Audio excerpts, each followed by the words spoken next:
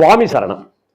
சபரிமலை பக்தர்கள் எல்லாருமே இப்போ பார்க்கும்போதும் விடைபெறும் போதும் வார்த்தைக்கு வார்த்தையும் சொல்லுகிற வார்த்தை தான் சுவாமி சரணம். இந்த பக்தர்களுக்கு இந்த ஒரு விஷயத்தை நாம் சொல்ல வேண்டியதாக கடமையாகவே இருக்கு. என்ன அப்படின்னு சொன்னால், எதற்காக இப்படி சுவாமி சரணம் அப்படின்னு அவருடைய திருநாமத்தை சொல்லி நாம சரணம் சரணம் சரண் அடைகிறோம் அப்படிங்கிறது. ஏன்னா ஒரு மனிதன்கிறவன் விரத காலத்துல மட்டும் இல்லாம எல்லா காலத்திலும் கடவுளை நினைத்து கொண்டு இருக்க வேண்டும்.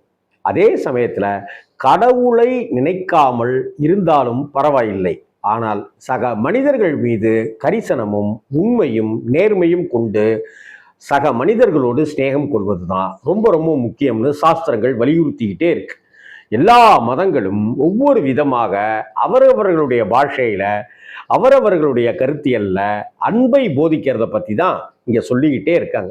அதனால இந்த சுவாமி சரணம் அப்படின்னு சொல்லப்படுகிற சாமிமார்கள் அப்படிங்கிற மரியாதை தான் அகம் பிரம்மாஸ்மி அப்படிங்கிற ஒரு விஷயம். நானே கடவுள் அப்படிங்கிறாங்க. சாமி வணக்கம் சாமி அப்படின்னு ஒரு சாதாரண நம்மை போல இருக்கிற மனிதரை வணக்கம் சாமி, சுவாமி சரணம், எப்போ மலைக்கு சாமி அப்படின்ட்டுலாம் நம்ம பேசிட்டு இருக்கிறதுனுடைய நோக்கம் அதுதான். ஒரு கடவுளை நோக்கி பயணப்படுகிற, கடவுளை தரிசிக்க வேண்டிய ஒரு பயணத்துக்கு நீயே கடவுளாக மாறு அப்படின்னு சொல்றது தான் வணக்கம் சாமி அப்படின்னு சொல்றது, சாமி சரணம் அப்படின்னு சொல்றது. ஆனா இங்க நிறைய பேர் விரத காலங்களில் மட்டும் இந்த சுவாமி சரணத்தையும் இந்த வார்த்தைகளையும் கடைபிடிக்கிறவங்களா இருக்காங்க. ஆனா அதற்கு பிறகும் இது தொடரணுங்கிறதுக்கு தான் இந்த விரத நியம கோட்பாடுகள் விஷயங்கள் எல்லாமே. ஆனால் எப்படா மாலையை கட்டுவோம் அப்படின்னு நிறைய பேர் இருக்கிறத நம்ம சமீப காலங்களில் நிறையாவே பார்க்க முடியுது. விரத காலங்களில் உடனடியாக விரதம் இருந்து முடிஞ்சு சபரிமலையெல்லாம் முடிஞ்சு மாலையை கட்டின அடுத்த கையோட டாஸ்மாக்கு போகிற எத்தனையோ மனிதர்கள் இருக்கிறாங்க. ஆமாம், போன வாரம் நான் மாலை போட்டிருந்தேன்னு பேசாமல் அமைதியாக இருந்தேன் நான் அவன் என்ன சொன்னேனே பற்றி அப்படின்னு அத்தனை கெட்ட வார்த்தைகளையும் சொல்லி சண்டை போடுறதுக்குன்னு ரெடியாகி 10 நாளைக்கு முன்னாடி 20 நாளைக்கு முன்னாடி நடந்த விஷயத்த சண்டை போட்டு பெருசாக்கிறதுக்காகவே விரதம் இருந்து முடிஞ்ச கையோடையே அந்த விஷயத்துக்குள்ளார இறங்கிறவங்க இருக்காங்க. சூது வாது பொய் புனை சுருட்டுன்னெலாம் சொல்கிற அந்த விஷயங்களுக்குள்ளார மாலை போட்டுட்டு இருந்ததுனால நான் பண்ணலை, அமைதியாக இருந்தேன். மாலை போட்டு விரதம் இருந்து சபரிமலை ஐயப்பனெல்லாம் தரிசிச்சுட்டு வந்துட்டேன் அப்படின்னு சொல்லிட்ட பிற்பாடு அவங்க திரும்ப அந்த மிருக குணத்துக்கு, மனித ரூபத்தில் மிருக குணத்துக்கு அவங்க மாறிடுறாங்க. இதுதான் தவறு அப்படின்னு ஆச்சாரியார்கள் வருத்தத்தோடு தெரிவிக்கிறாங்க. சபரிமலை விரதம் அப்படிங்கிறதோ அல்லது அம்மனுக்கு விரதம்ங்கிறதோ முருகனுக்கு விரதம்ங்கிறதோ வெறும் விரதம் மட்டும் இல்லை, அந்த நாட்களுக்கான விரதம் மட்டும் இல்லை. நீங்க அந்த நாட்களின் மூலம் விரதம் இருந்து அந்த விரதத்தின் மூலமாக உங்களுடைய மனோநிலையை, உங்களுடைய குண இயல்புகள்ல இருந்து ஒரு சீரமைப்பு செஞ்சுக்கணும், ஒரு செப்பனிடல் செஞ்சுக்கணுங்கிறதுக்காகத்தான் இந்த விரதங்கள் எல்லாமே எல்லா வழிபாடுகள்லையுமே அனுசரிக்கப்பட்டிருக்கு, அனுஷ்டிக்கப்பட்டுக்கிட்டே இருக்கு.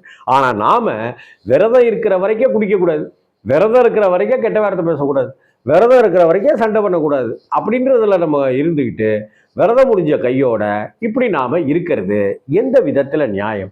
அப்ப விரத காலத்துல அருள் செய்கிற ஐயப்பன் நாம விரதம் முடிஞ்சிட்டு 1008 கெட்ட வார்த்தைகளோட ஒருத்தர் சட்டையை பிடிச்சி அடிக்க போனா அப்ப ஐயப்பன் நமக்கு அருள் புரிவாரா? டாஸ்மாகுக்கு போய் மது போதையில திரும்பவும் அடிமையாயிட்டு இருந்தோம்னாக்க அப்ப இந்த ஐயப்பன் நமக்கு அருள் புரிவாரா? என்னன்றதை நம்ம புரிஞ்சுக்கணும். கடவுளுடைய அனுகிரகம்ங்கிறது நமக்கு இப்ப கிடைச்சிட்டா போருமா? எப்பவும் கிடைக்கணும். எப்பவும் கிடைக்கணும்னா இந்த பிறவியின் நோக்கமே அதுதான். இந்த பிறவியில நாம் எடுத்திருக்கிற நோக்கமே ஒரு பக்கம் மனிதர்களை நேசிப்பது, இன்னொரு பக்கம் பிரபஞ்ச சக்தியான இறை சக்தியை நாடுவது. இது ரெண்டுத்தையும் யார் பேலன்ஸ் பண்ணி சரியா செஞ்சிட்டு இருக்காங்களோ அவன்தான் மனிதன், அவன்தான் மனிதனுள் தெய்வம், மனிதருள் மாணிக்கம், மனிதனும் தெய்வமாகலாம்ங்கிறதெல்லாம் அதை வச்சுதான்.